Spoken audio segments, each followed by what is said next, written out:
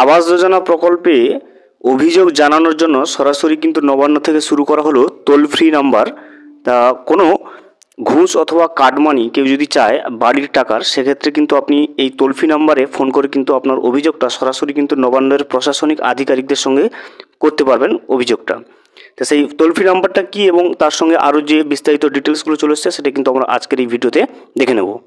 ভিডিওটি বিস্তারিতভাবে দেখে নেওয়ার আগে ছোট্ট একটা অনুরোধ, যদি চ্যানেলে নতুন হয়ে থাকেন অবশ্যই চ্যানেলটা সাবস্ক্রাইব করে রাখবেন এবং নোটিফিকেশনটা অল করে রাখবেন এই ধরনের সমস্ত আপডেট সবার আগে পাওয়ার জন্য।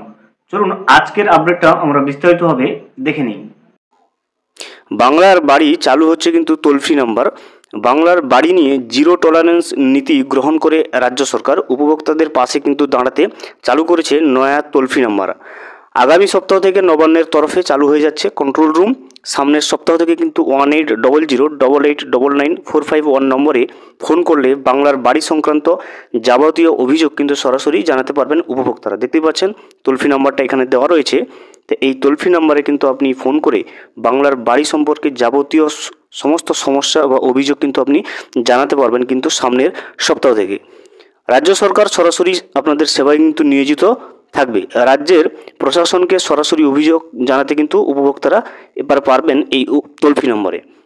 রাজ্য সরকারের তরফে আগেই সাবধান করে জানিয়ে দেওয়া হয়েছিল যে কোনো ব্যক্তি যদি উপভোক্তা থেকে টাকা চায় তাহলে তাদের বিরুদ্ধে জেলা প্রশাসন আইনি পদক্ষেপ গ্রহণ করবে। এর আগে কিন্তু আমরা ভিডিওর মাধ্যমে আপডেট দিয়ে দিচ্ছিলাম যে কেউ ঘুষ বা কাটমানি চাইলে কিন্তু সরকারের পক্ষ থেকে কন্ট্রোল রুম নাম্বার কিন্তু চালু করবে, সেটা কিন্তু তখন চালু করা হয়নি। এখন কিন্তু ইতিমধ্যে শুরু করে দিয়েছে, নাম্বারটা আপনি দেখতে পেলেন স্ক্রিনে, এবং সেটা কিন্তু আগামী সপ্তাহ থেকে কিন্তু চালু হবে। এই নাম্বারে ফোন করলে কিন্তু আপনি বাংলার বাড়ি সম্পর্কে যাবতীয় সমস্ত রকমের অভিযোগ কিন্তু জানাতে পারবেন। এরপর দেখুন, এফআইআর দায়ের করে কড়া ব্যবস্থা কিন্তু নিতে হবে জেলা প্রশাসনকে খোলা নির্দেশ দিয়েছিলেন কিন্তু মমতা বন্দ্যোপাধ্যায়। এবার বাংলার বাড়ি টোল ফ্রি নম্বর কিন্তু ফ্রি নম্বর চালু করে হলেন এবং বাংলার বাড়ি নিয়ে সরাসরি অভিযোগ শুনবে কিন্তু সরকার। অন্যান্য কোনো সহযোগিতার প্রয়োজন পড়লেও কিন্তু পাশে থাকবে রাজ্য সরকার।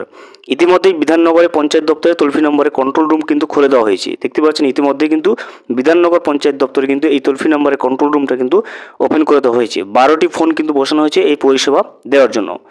ফোনের সংখ্যা বাড়িয়ে 30টা করা হবে। পরবর্তী সময়ে পঞ্চায়েত দপ্তরের অন্যান্য পরিষেবা সংক্রান্ত সমস্যার জন্য এই টোল ফ্রি নম্বর কিন্তু চালু থাকবে বলে পাকাপাকি পরিকল্পনা করছেন সরকার।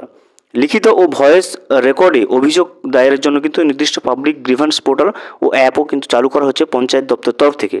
দেখতে পাচ্ছেন বাংলার বাড়ি টাকা পাওয়ার পরে কেউ যদি ঘুষ অথবা কাটমানি চায় সেক্ষেত্রে সরকারের পক্ষ থেকে নবান্নের পক্ষ থেকে কিন্তু টোল ফ্রি নাম্বারটা চালু করে দেওয়া হয়েছে। সেটা সামনের সপ্তাহ থেকে কিন্তু আপনি ফোন করে সমস্ত রকমের অভিযোগ আপনি জানাতে পারবেন। ভিডিওটি সম্পূর্ণভাবে দেখার জন্য অসংখ্য ধন্যবাদ। এখনও পর্যন্ত যদি চ্যানেলে নতুন হয়ে থাকেন এবং সাবস্ক্রাইব না করে থাকেন অনুগ্রহ করে চ্যানেলটা সাবস্ক্রাইব করে পাশে থাকবেন।